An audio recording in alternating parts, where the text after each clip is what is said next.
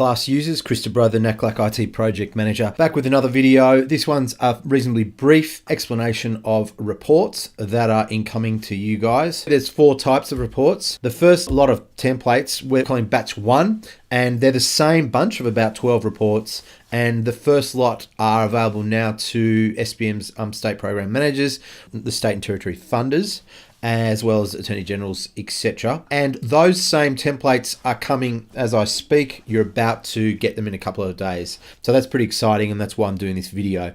Then after that, there's going to be batch 2 templates in a month or so.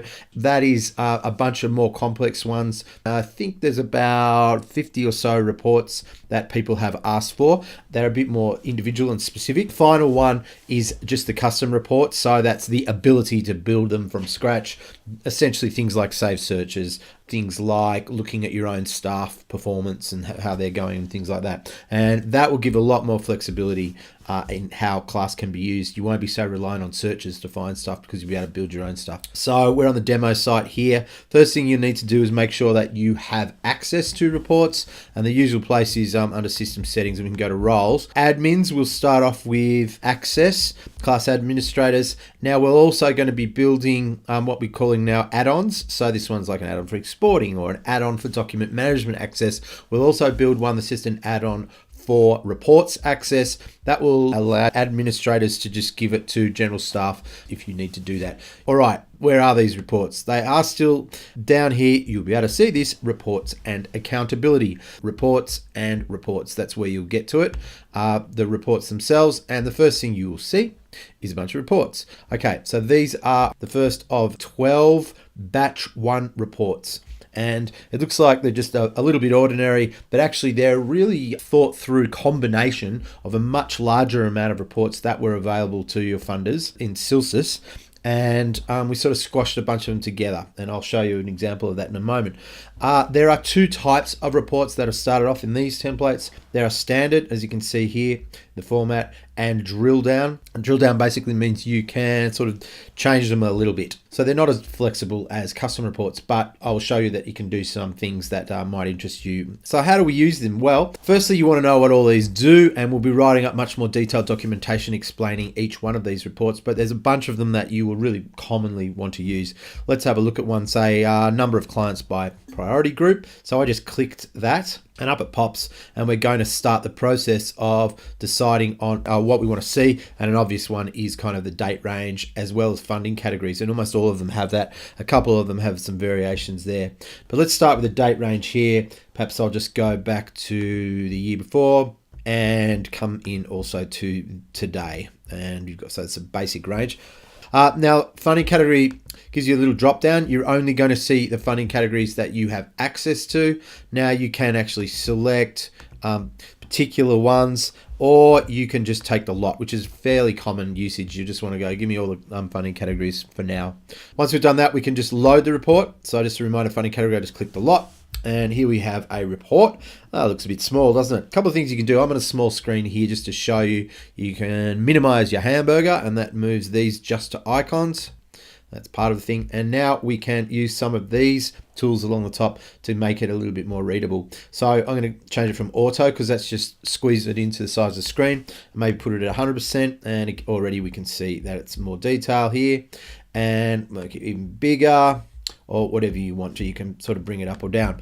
Now, a couple of other things. If there are multiple pages in a report, you will want to scroll between them. This one obviously only has 1 page, but that'll go next page, or to the end, or to the start.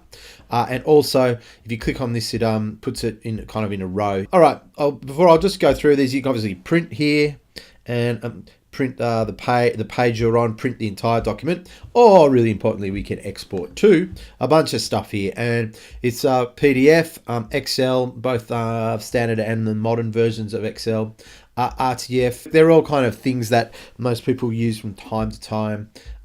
Text or CSV. So if you use Excel, it'll come up in usable Excel. You'll be able to copy and paste actual figures out of boxes and stuff. And the PDF's pretty nice. I'll just click on that and show you. It'll just save it. You might want to be careful with your naming there. There it goes, and you can zoom in and zoom out, which is a good way if you're going to actually send it to other people so people can't change the figures on you, etc. I mentioned you can save it. That would be a matter of going save, and you can put in your date range and save the changes, and that's how you do that. But here's an example of a combo report called CC1, number of clients by priority group, and we can see these are MPA standard kind of priority groups. We've got gender breakdowns, children, young people, older persons. Couple of them aren't working yet. We'll get them right. I think the regional and remote clients, that is a dividing line by Australian Bureau of Statistics. Just a heads up, don't panic if a couple of the sort of minor ones don't appear to be working. It's because there's a couple of little geographical things they need to fix. They'll be coming. Okay, so then you're seeing the breakdown there. Where this center that we're looking at is called Demo Center. The way that's structured is that states and peaks and also SBMs could select multiple centers. You're only able to see your own. So that's why you've got the center and a total. There's a rational reason why there's a duplicate line there. So that's that one. I'm going to show you another one, but let's have a look at one of the other ones, say a service count. I'll do a similar kind of date range, maybe from a year ago. So these just change by month, those inner ones, and that changes by year. The outer things, if you were wondering what I was doing there.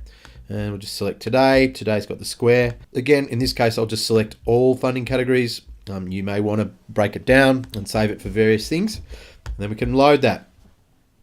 And here it is. Now, what is going on here? Well, one of the easiest things to see here is that we've got law type in this column, and then it's broken that up in by problem type. That is a level 2 problem type. And you can do different things. For example, I could take that out and it will just give us a civil law. So here's a civil breakdown, and then that's given a total as well. And here's criminal law and family law, etc. But if I can just grab this and move it, say away, and it'll only give us this. This is an example of a drill down where we can change where we want to drag and drop and things like that. So maybe I want to actually put the problem types over on this side, which is possible. And we can see now that it's got the service type along the top, and where they've got figures of problem types underneath it does a breakdown underneath that, and the figures have gone that way. So you can see we've flipped the axis of this report, and that's the idea of a drill down. This is a simple example, but these are the kinds of filters that you can do and manage things depending on what you want, and you can save it and off you go. You'll notice this warning is simply just saying don't try and select massive amounts of data. For perhaps some of the big reports, you wouldn't want to try and select, say, 7 years of data because it might not render in time. We'll probably remove this because I actually think the latest updates mean that you'll never actually get a timeout. But that's a fairly standard thing. Just try and keep it to a year or something rational so you can see how you're dealing with it. So it doesn't put too much of a strain on the system. So look, that's the basics of reporting. Like I said, we will have more detail about all these different ones, and then when we bring in batch 2, etc., we'll explain those. It'll probably be more a written documentation thing. We'll do a little index so you can find where everything is as well in these reports. So Christopher Bro signing off.